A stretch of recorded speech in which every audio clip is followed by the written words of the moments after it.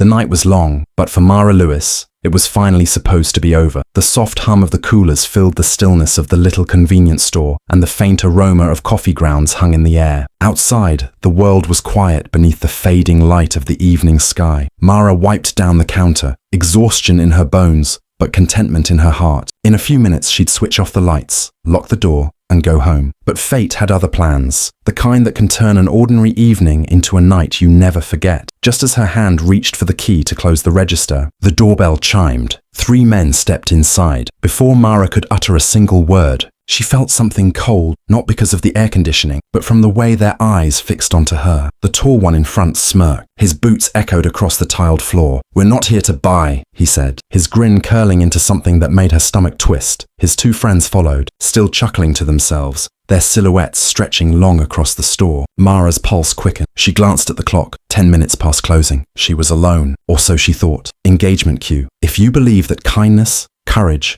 and doing what's right can still change the world, make sure to like, comment, and subscribe to Real Kindness Story. It helps stories like this reach more hearts. Trying to keep her composure, Mara answered in a shaking voice. "I'm sorry, we're closed." But the men didn't stop. The one in the leather jacket, his name tag reading Kyle, chuckled mockingly. "Closed?" he repeated. "Oh, sweetheart, we're just getting started." One of them was casually leaning against the counter, as if to study the candy bars, while the other, a bulky man in a red flannel, moved to the side aisle, quietly blocking her exit. The air thickened, heavy with tension. Mara thought of her mother waiting at home, and the words she'd always said. You never know who walks into your life. Some come to hurt you, some come to save you. Her hands gripped the counter so tightly her knuckles turned white. Kyle stepped closer, his breath reeking of alcohol. "What's wrong, sweetheart?" he sneered. Nervous? When she didn't respond, he reached out and grasped the front of her red uniform shirt, tugging her toward him. The tearing of fabric sounded just like the crack of a gunshot, perforating the air and through her very soul. Mara gasped and stumbled back, trying to pull away, but his grip was iron. The others laughed, cruel, loud,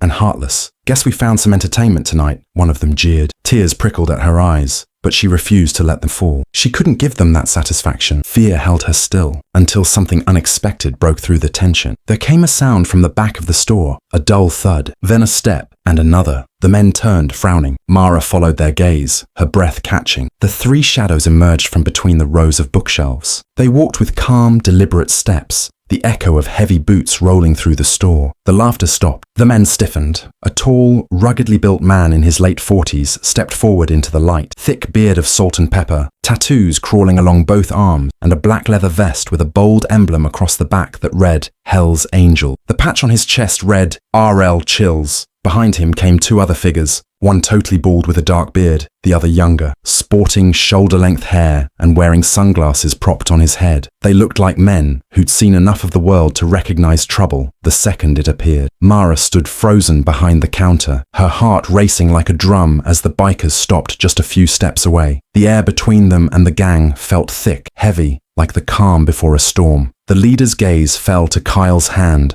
still clutching the torn piece of Mara's shirt. His eyes were calm, with the kind of quiet danger within his voice that simply made people listen. You might want to let go of that. For one brief moment, Kyle tried to act unconcerned. He laughed, a quaking, hollow laugh, meant to make the others think he didn't care. "What's it to you, old man?" he snapped. The biker said nothing. He took one slow, deliberate step forward. That one step changed everything. Kyle's smirk faltered, his hand loosened. Then, without another word, he let go of Mara's shirt and stepped back. The laughter in the room died instantly. His friends glanced at each other, suddenly less brave than they had been a minute ago. "You boys had your fun," said the biker in a voice low and sharp as a blade. "Now you're going to walk out," calmly. But thugs like Kyle didn't take orders easily, especially not from men who didn't flinch. Kyle spat on the floor, trying to regain his courage. "You think you can scare us?" he barked, but his voice shook. That was his last mistake. Behind the leader, the younger biker cracked his knuckles. The bald one merely tilted his head slightly, a small grin crossing his face, the kind that said he'd seen this story before, and he already knew how it would end. The leader's eyes never left Kyle's. "No," he said evenly. "I don't think. I know." What happened afterward was not a fight. It was simply a storm that lasted a few seconds.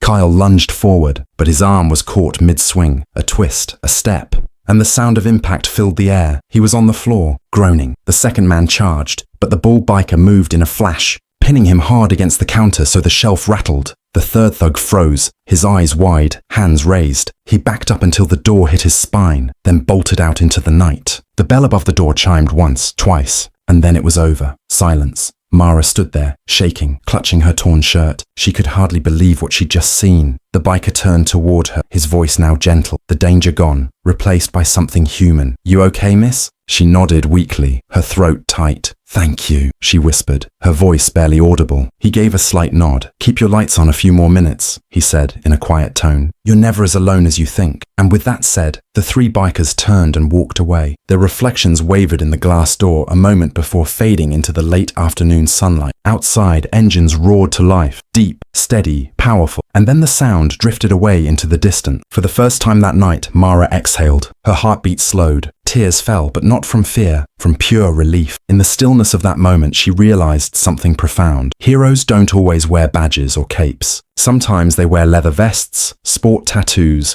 and walk through the world with a silent sort of gentleness that doesn't need words. Engagement outro. If this story touched your heart, reminding you that goodness can come from the most unexpected souls, take a moment to like, share, and subscribe to Real Kindness Stories. And before you go, tell me in the comments, what would you have done if you were in Mara's shoes that night? Because sometimes the bravest thing we can do is still believe kindness walks among us, even when it wears leather, ink, and a heart that refuses to look away when someone needs saving.